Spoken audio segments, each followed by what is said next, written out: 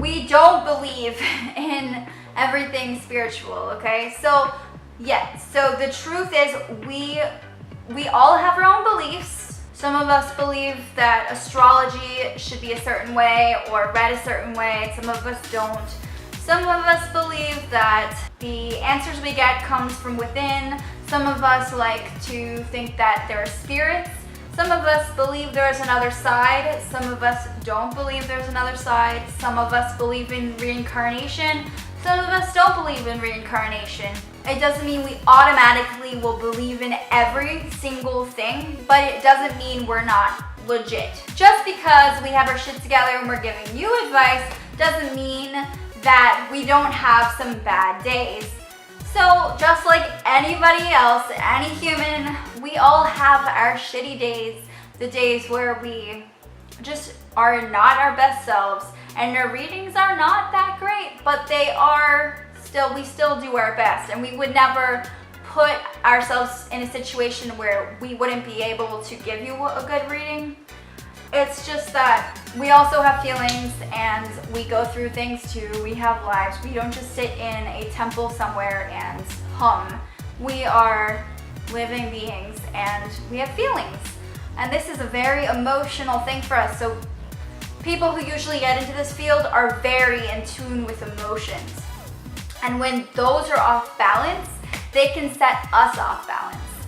So even though we're very grounded, we still have days that suck. Like I said, we're not all frauds. The people who screw you over or who tell you the wrong thing just for money are horrible people. Like, just don't trust anyone, honestly. That thing about proof, trust is earned. I don't have to prove anything to you, but you have to be able to be comfortable, and over time, trust is earned.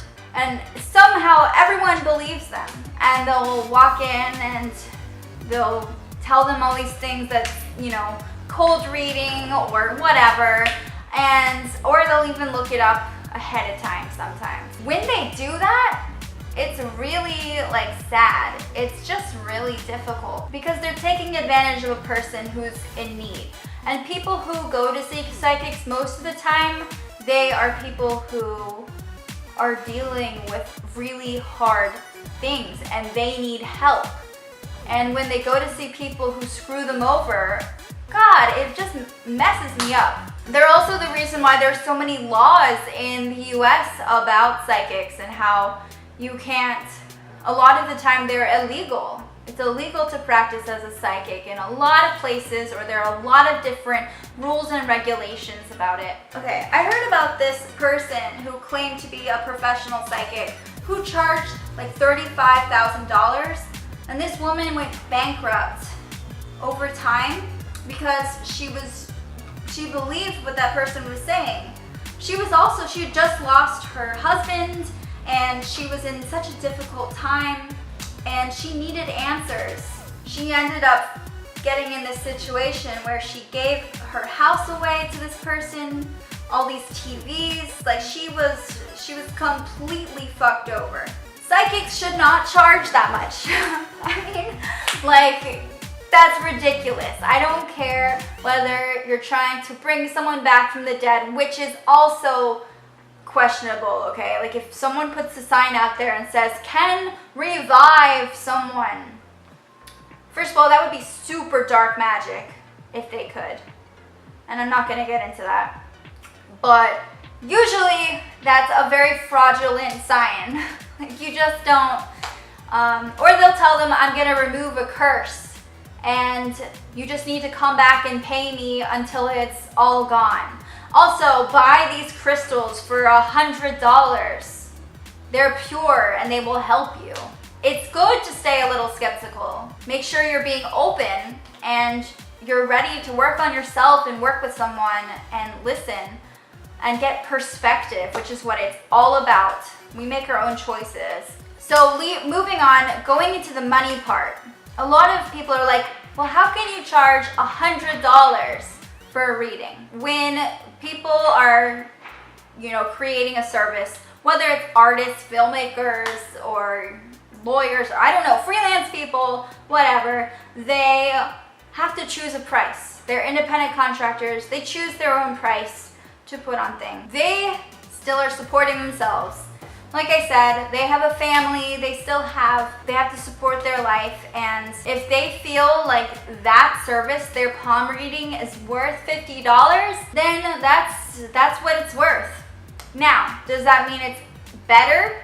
A lot of people are duped by this. They think, oh my God, this one's $200, so it must be way better than the $50 one. Absolutely not. I do suggest trying, like a lot of psychics have like a $5 special.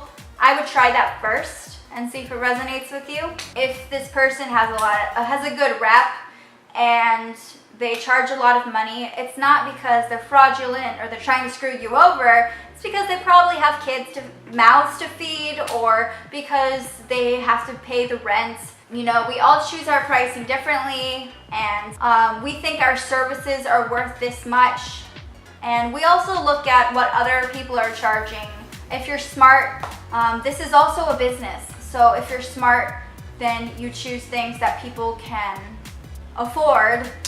So it's not ripping people off if they're not happy. Charging someone $1,000 for a 15-minute palm reading, that's BS. Also, one thing you can know about fraud, sometimes they won't do the reading until you hand over the money. They won't even ask for your name.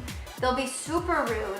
They'll be like, give me $20, and then they'll like rub it in their hands and say some kind of chants, and it's all for show. We all have different ways of doing things, and you just have to find one that works for you.